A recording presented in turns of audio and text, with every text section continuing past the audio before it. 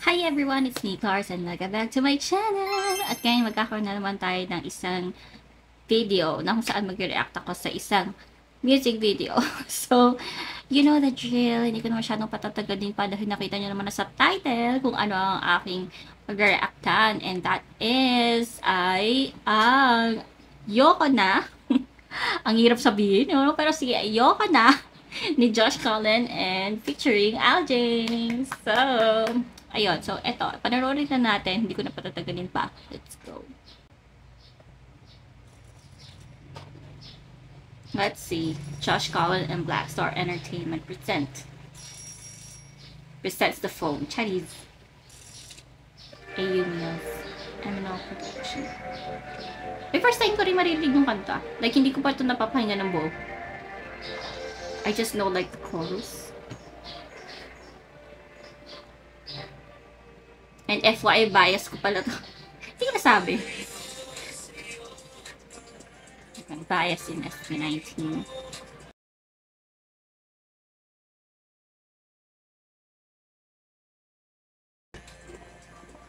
Time is ticking.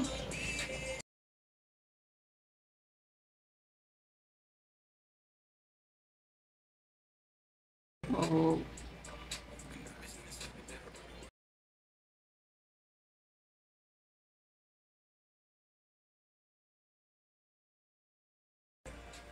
Ba't pingrap?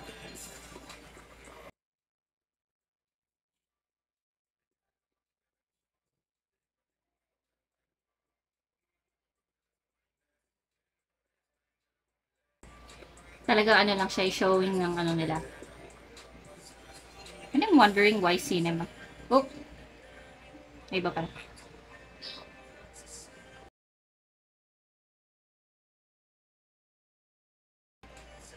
Because movies have stories.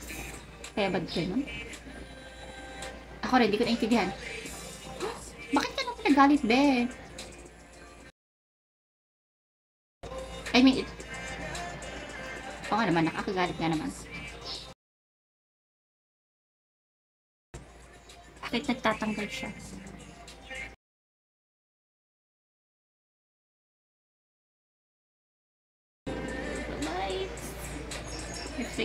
Flickering, fluctuating, basta. On, off, on, off. Woods, wala nang ilaw. Nasaan na ang pag-ibig? Wala nang ilaw.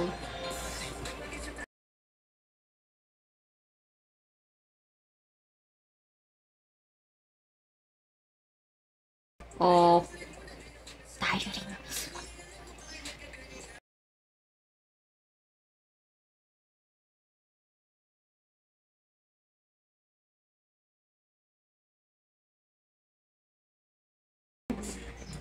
Water. Swallow. Manghihinayang. Definitely.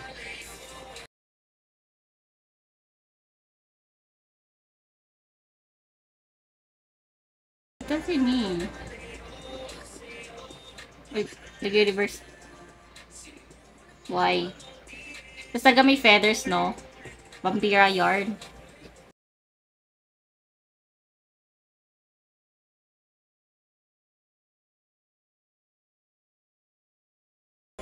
I like the setting.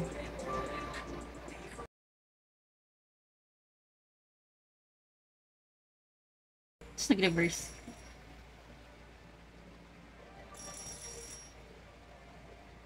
Oh. Pwede bang ibalik? Something like that?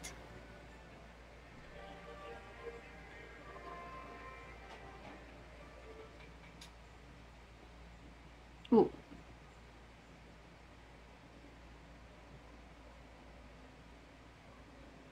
Oh. So it's like, aalis ba or hindi? Lalayo ba or not? Ganun yung feeling.